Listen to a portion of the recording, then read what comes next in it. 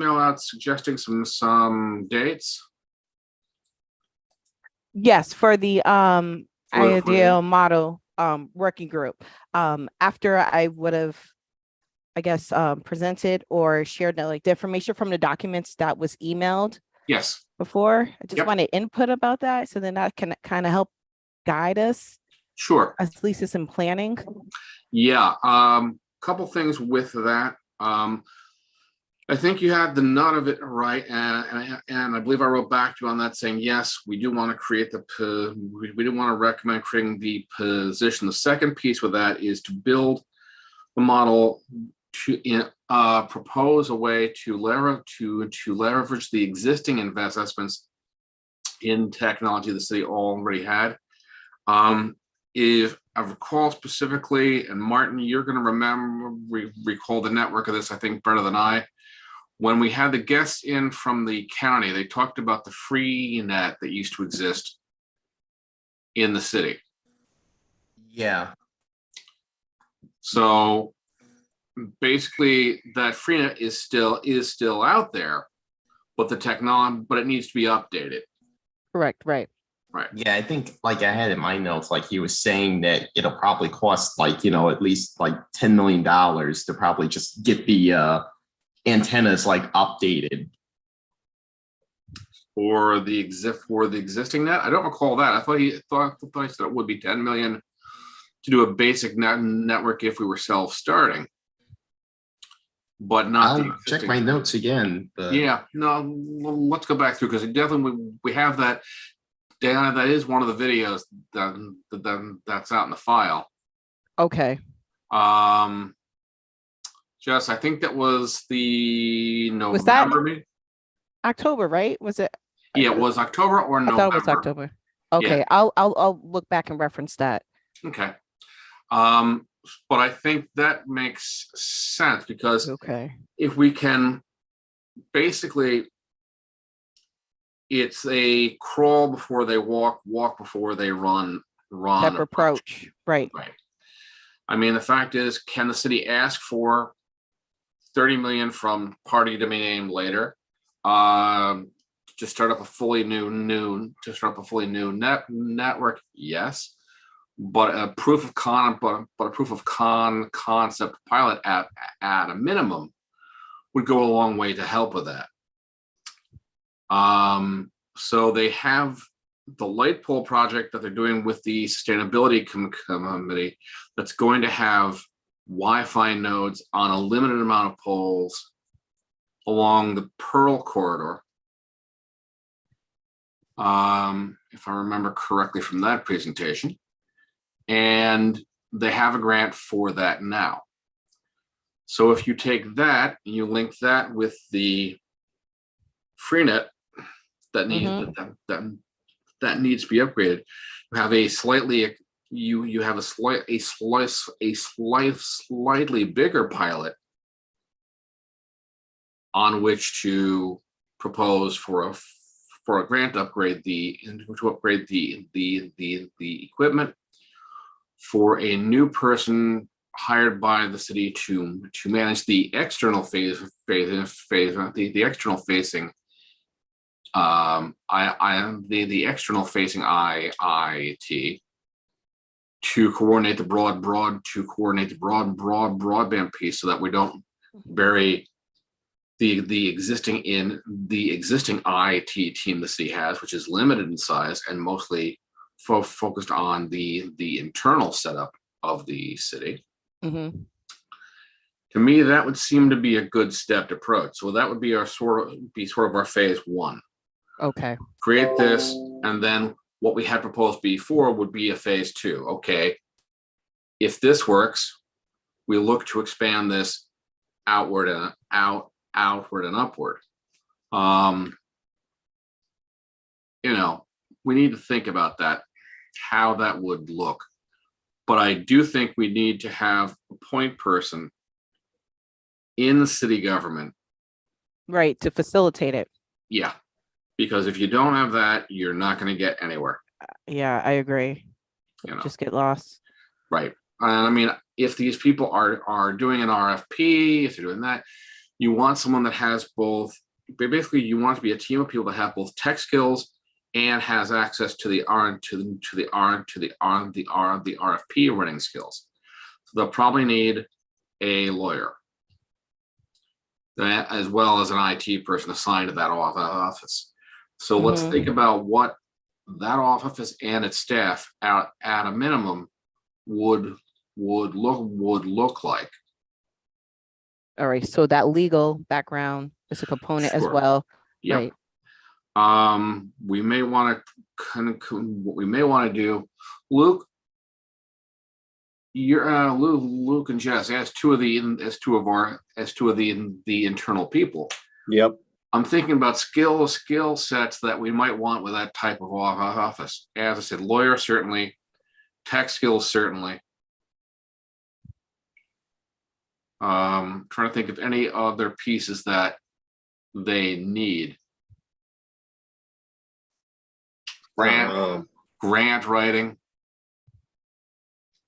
Yeah, grant writing for sure. I think that's the only way we're gonna be able to build this out is to leverage some sort of public monies. Yep. I mean, it sounds like the hose is already open. I keep getting all these weird Yep. So I think announcements of awards and stuff, and it's like, right. Oh, we should be on that. We should be. So that needs to happen. Basic administrative staff. So some Right. clerks, Mhm. secretary. I would suggest, Martin, do you have a thought on this? So I guess what I'm kind of wondering is that is the idea that we're going to fully operate this, or is this something that, you know, for a good chunk of components, we may just kind of have to, you know, contract out? Because during the presentation, you know, Right. from the city's IT person, that, I mean, they really didn't have that much staff that they could build off of. Right. That's why we're saying this would really be a separate. It could report to the CIO Mhm. the way the sustainability does, but still it would be its own shop.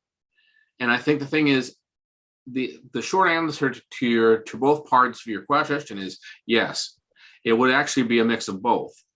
So you'd have an internal person whose job it was to coordinate who the city is contracting with to do the build, to do the construction, to create the network, or who they contract with to provide the actual network pieces themselves, as well as secure the grant money to set up the pilot portion of this. That's going to be a strategy that the city will have to decide once we have these people in place. We can make recommendations regarding that strategy. Right, I was just about to ask about like as far as like the pilot rollout, how much guidance will we actually be specifying in our final report, or will we just kind of leave it suggestive for them? I'd like to provide them as clear a framework as we can. Basically, because if we say, well, poof, we just want a pilot net, want a pilot network to appear, that report is going to sit on a shelf. Because you say, well, we're not going to hire people without knowing what we're going to have them do. Mhm. We're not going to invest the money in staff and trying to staff up until we have a clear sense of where we can go with it. And part of our charge is to identify the feasibility of doing this. And part of that will be saying, okay, is this a reasonable approach? Yes or no, given the following things. There are there are existing limited resources out there that may need to be upgraded. This is what those are. Okay. We needed to be able to connect ideally to what the sustainability committee is doing with the light poles, possibly expand the light pole project to include all city-owned poles as a way to create the mesh net, the kind of mesh network that we talked about in the first version. So the good news is the Okay. city owns the poles. So basically what the city would say is, we're willing to rent out or contract out to allow 1, 2, 3 firms to put a node on top of the poles that we own, because we have the right to do that as the city. With that, we can cover this much of the city. This is what we're prepared to pay for that. Their job is to provide maintenance and support for those nodes. We can look at doing both and then we look into the tiers that will be available through that network. That may be a separate broadband firm that says, okay, we offer a commercial tier, and this many residential tiers, and the city says, okay, but you need to do it at this price. So we get the free tier for those on fixed incomes. We get reasonable cost, but a high quality, but a high speed service. And what kind of pricing can we look at to do that? But And it's that's something that we still want to include in the scope yep. as far as like even like subscriber pricing. Well, we don't have to be specific on what that pricing is. But we can say the role of the city, broadband person working with the mayor and the city council will be to establish the contract requirements which state what that pricing is. Okay. So- Because I was so- thinking about like what eligibility scale or what eligibility criteria would they That's an excellent possibly question. be using to actually qualify residents? That's an excellent question. That's an excellent question. That's an excellent question. They Do we could do it? use- I'll let them do it. Well, we can make a recommendation. There are qualifications. There are qualifying standards related to the federal poverty, to the federal poverty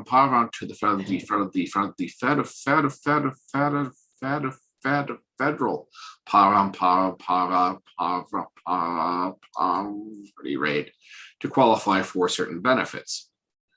The state also sets certain levels for different types of services. We could suggest that they use those as a guide, Okay, there we go. All right. but ultimately our goal is to provide high-speed access to as many people as we possibly can, including those for whom the economy has been a barrier up to this point. That seems reasonable. We may have to have a subsidized barrier. I mean, the fact is, the city has a lot of experience setting fees. We have a trash fee. It's different depending on the type of house you have. Do you rent? Do you have tenants? The city said, well, this is the fee, because they know that's what the fee costs, because that's what it costs spread out across the city to provide trash and to provide trash like trash pickup. Right. It would be the same thing with the water department. This is what we charge, provide you water per gallon, et cetera, et cetera. So the basic mechanism is the same. It's just a different type of service. It's just a different type of service. It's just a different type of service. In a sense, it may be driven, at least in part, by the bids that they get and their ability to offset the cost through grants, through fees charged, to large businesses, or people doing business in one way or another within the city that would have access to the net. So if you have a corporation that says, hey, I need the top level speed that I can possibly get. And right now the fee for that from a private firm is, let's say, $1,000 a month. if the city, by creating its own its own setup, can say, well, we can do it for $850 a month, and we'll charge you $900 a month, $50 a month, right off the top is going into the pool to fund the free fund the free tier. Okay, so subsidized. Right. Okay. How do we do it across layers? And again, these are all, it's not you have to opt into this. It's we have the service. It's available in the city. The goal is to do it at a better price than someone like Spectrum, where you got it. Better quality, better price. Very competitive. Yeah, which I'm hoping is something that could be possibly established. I think it could. Right. And I mean, the fact is, the other way that they can look at is by saying, you know, we're not going to give an exclusive contract to one provider anymore. We're going to throw the doors open. That's a huge step on its own. Yeah, I was just thinking that too, Luke. Like, okay, that's one transition. Yep. I think that would be interesting to actually see unfold. Wow. Yep. Yeah. Or at least fully explore. Right. Let the market do the work. Yeah, and that's, even if we take a modified approach to that, which is, okay, we're going to provide this service at a lower price and better quality, the private firms are then forced to either adjust their pricing and or adjust their quality if they want to compete in this market. So one way or the other, you get a degree of market shift. Oh, the other piece, just going back for a second, beyond the free net, and Brian had talked about this, was to see if the city can get access to the excess capacity that the state has because of all the cable that they've laid, which is throughout the city. So there may be some bandwidth that would be made available to the city, and one of the ways they could pursue that is, right now, of course, the city gets payments in lieu of taxes or services in lieu of taxes from the state.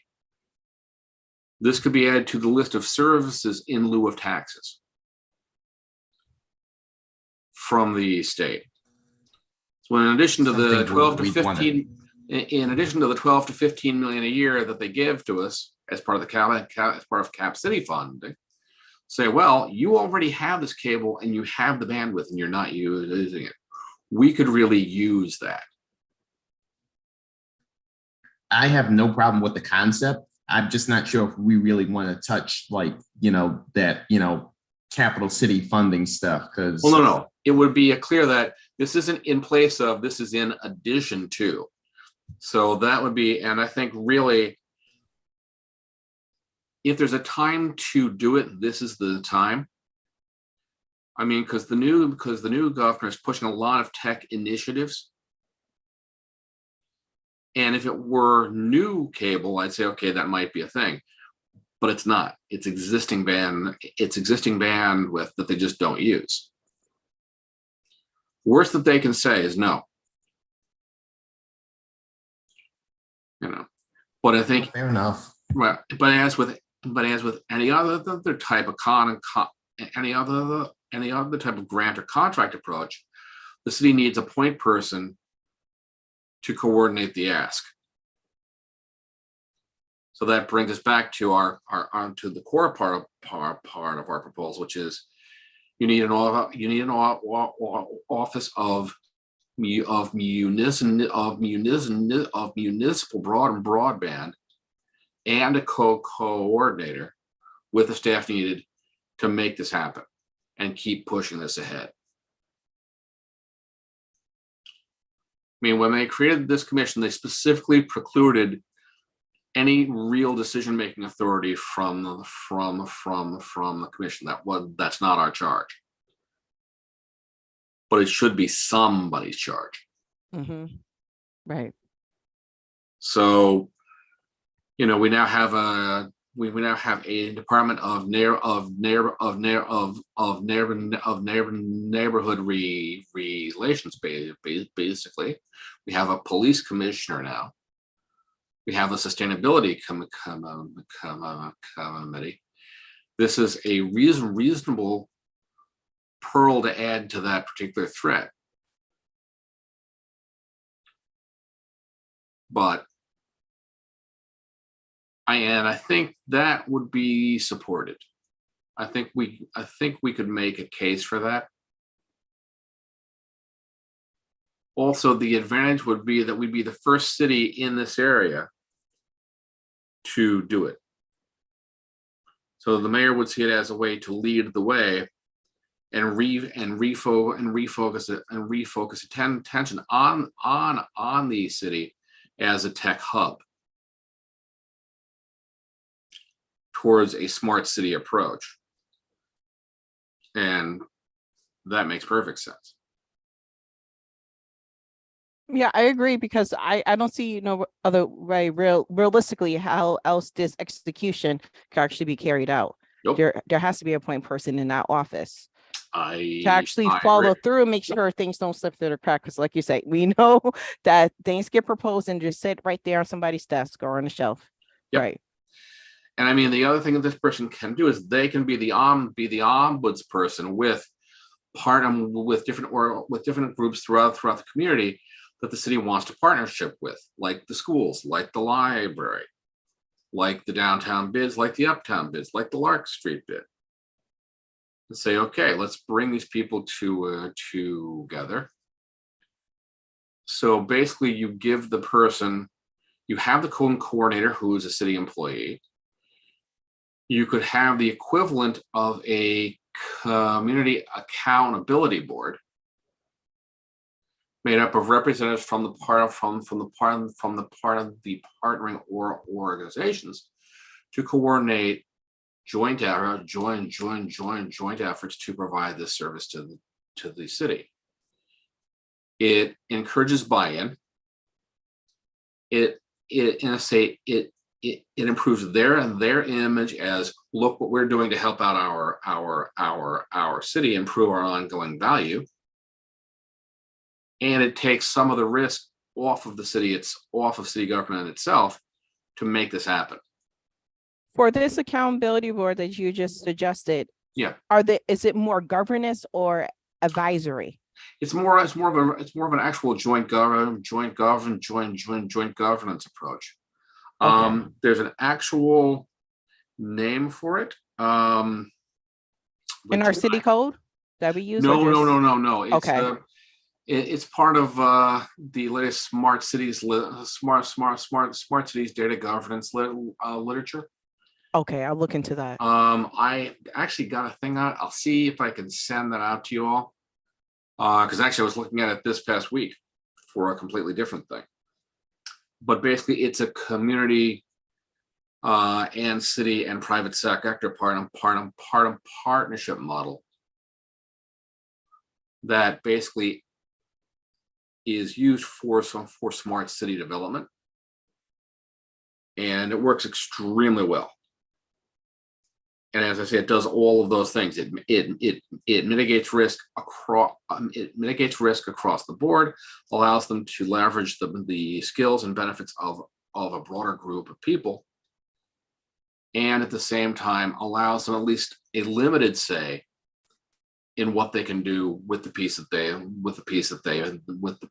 provide. The final control would still rest with the city itself. But that sounds like a pretty stable structure. Yeah. So yeah. Yes, it is. And you have the ability to expand or modify it to include more groups as they emerge. You know, if the state museum wants to provide free access to anywhere that they have a facility, you have the choice to do that. If they build a new school like a new private school, that potentially would be a source. Yes, we'd like to help out with this too. You know, but the idea is to keep it a manageable size, and then and then provide a coordinated plan as it moves ahead. I mean, really, the coordinator and the staff's job would be to develop a formal strategy and a timeline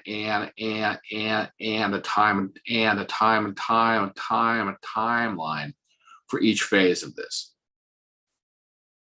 Say, here are our goals at each stage. Here are the interim goals. Here are the resources that we're going to need and when.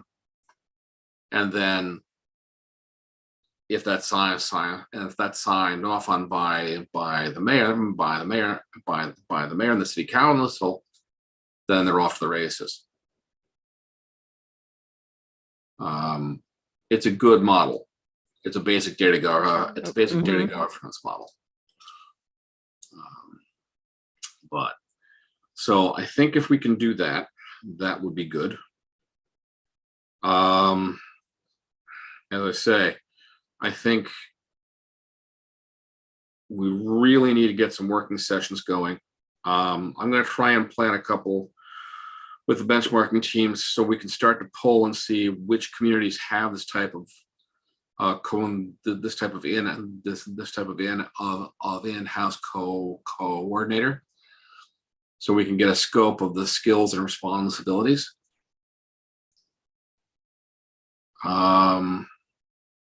Martin, your part is still a little more complex at this stage.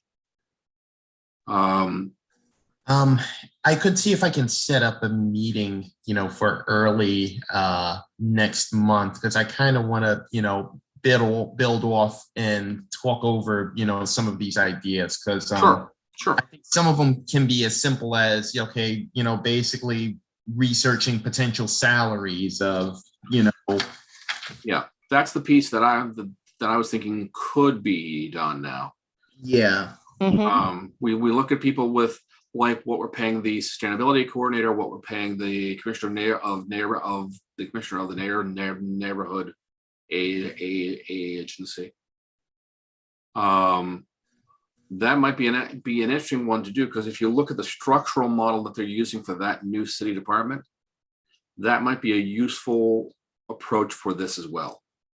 Do you know if they actually hired for those roles yet in the neighborhood and Yes, I heard services? Yeah, they're up and running. Yeah, I heard at a meeting last night that they did complete the initial round of hiring. Okay, I was wondering. Okay. Yep. I know that Fan Andrews is the commissioner, and Alyssa Kane is her second in command, I believe.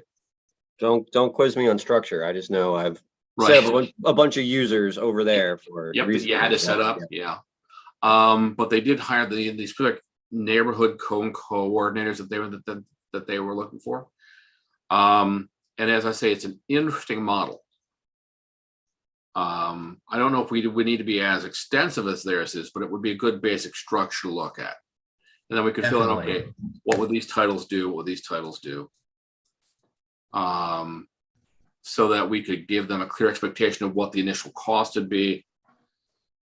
And then they can flex to that. Well, we don't think that you need 6 of these, so we'll give you 4. That's not our job. That's the people that actually vote on the positions. But I think so a question about that, Craig. Yeah. Would that actually be within the scope of civil service, right? Yeah. To actually determine salaries, are we actually doing that? Well, certainly. Well, we wouldn't. We can say is we believe it would be similar to civil services. Is an interesting thing, because basically you give a job description, you set the salary, based on the grade that you assign to it, or the title that you assign to it. So, for instance, IT specialist that does what Luke does is paid X. IT specialist that does this instead, in theory, if they're at the same level, would be same pay and benefits, because it's still an IT specialist. They're just doing this instead of that.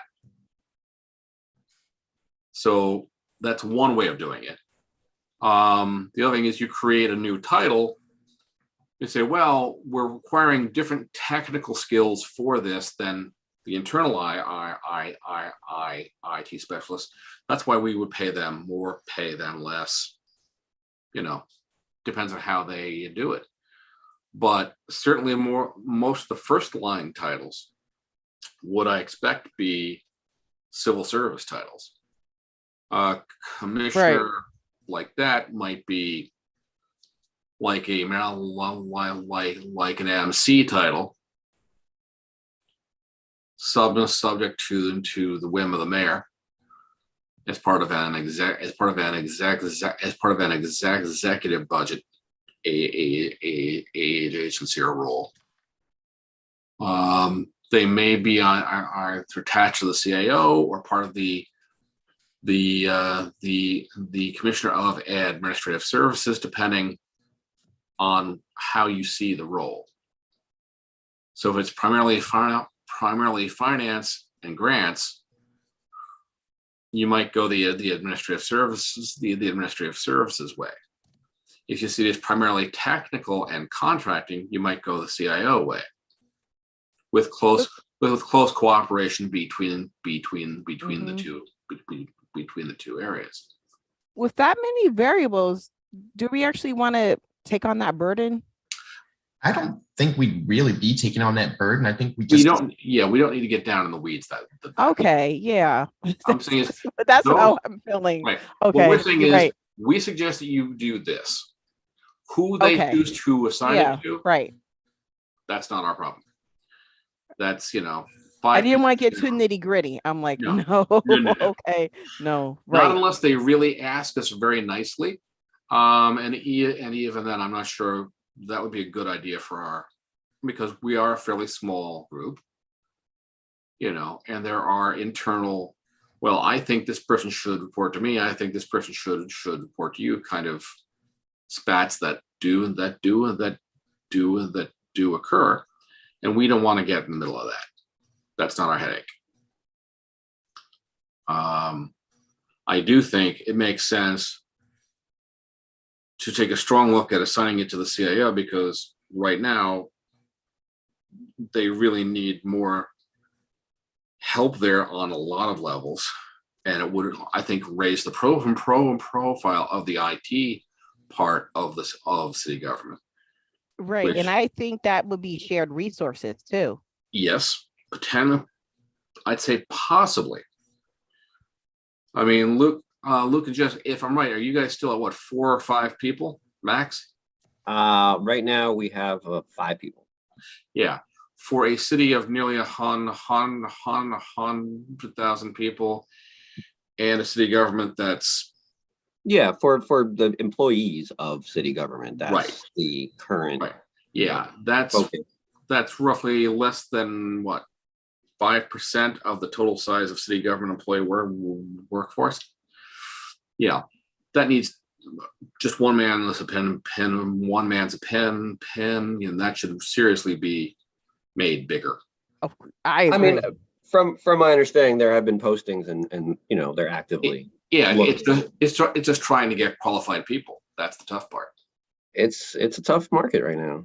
Yeah, because they can go to the private sector and make double. Yeah, I mean, honestly, I think probably the more controversial, aspect of this wouldn't necessarily be like, applying the civil service system to it, but whether or not we would have to, whether or not the city would have to consider waiving the residency requirement. Mm-hmm. Right. That's definitely a thought. You could make the case because of the specificity of the skills, but yeah, that's a consideration for people above for people that are not us. We include a recommendation saying it might make sense. The goal here, though, ultimately is to kind of come up with a roadmap, right? And right. I mean, I'm personally interested in phase 3, where I can get fiber to my house to my desktop PC. I mean, and that's actually the goal is to do that in phase 1 and phase 2. Okay. But I mean, I love the new wireless technology. I think that's going to hit a lot of people. Yep. It's where we're going. It's the future. Yep. I just might be a fossil. I have a desktop PC that I want to run fiber into. Mhm. That's what I'm on right now. I've got the laptop, I got the desktop.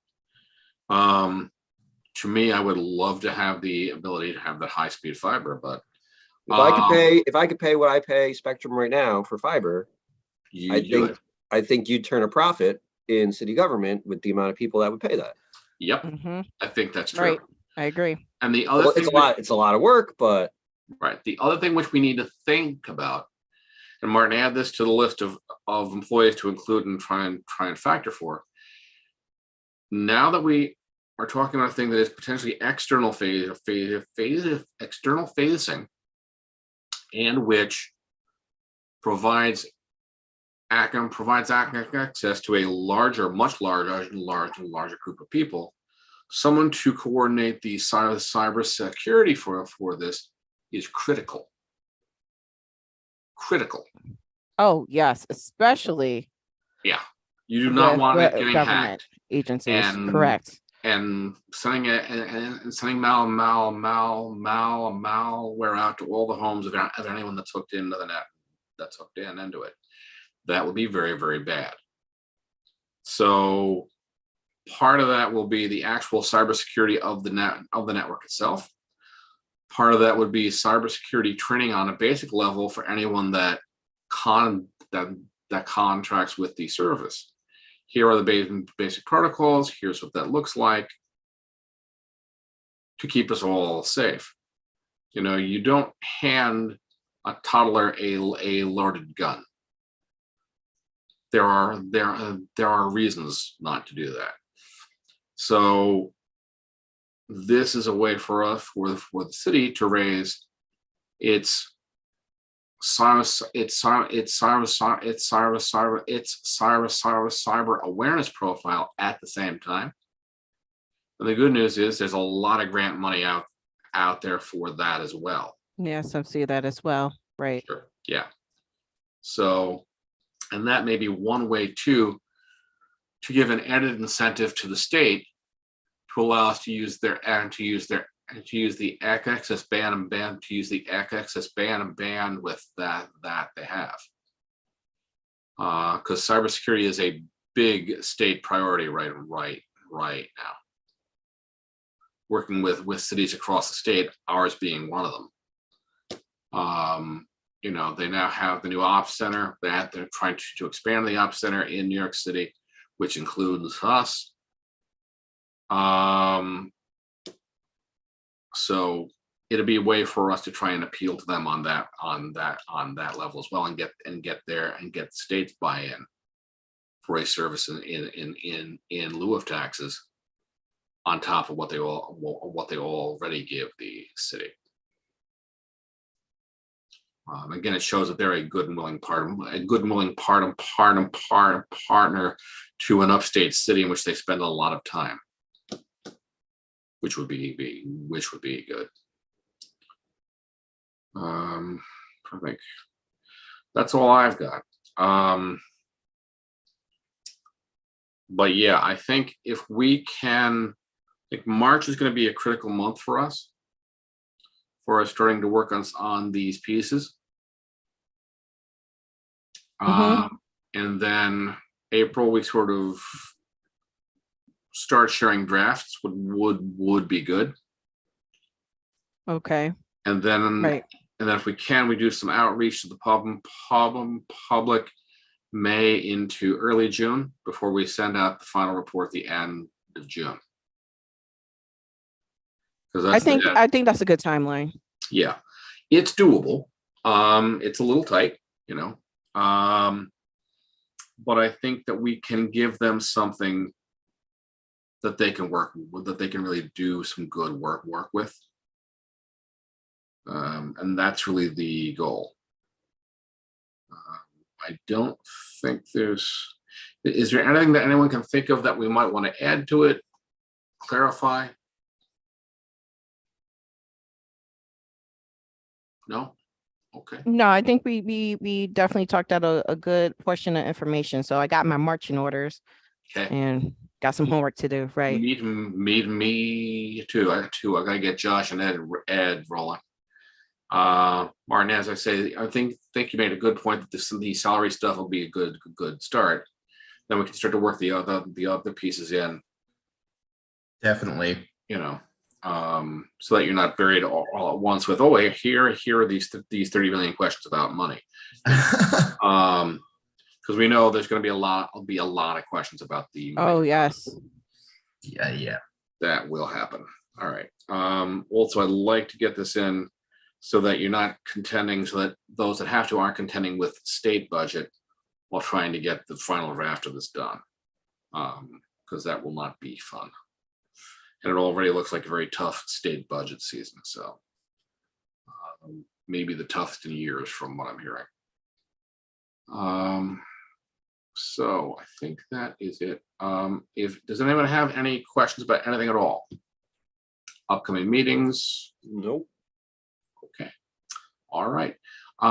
We do not take a motion to close, because if we did, we'd have to start meeting in person. But if no one has anything else, I will suggest that we end the meeting. And I will see you next time, and we'll trade emails back and forth. Yes. All right. All right.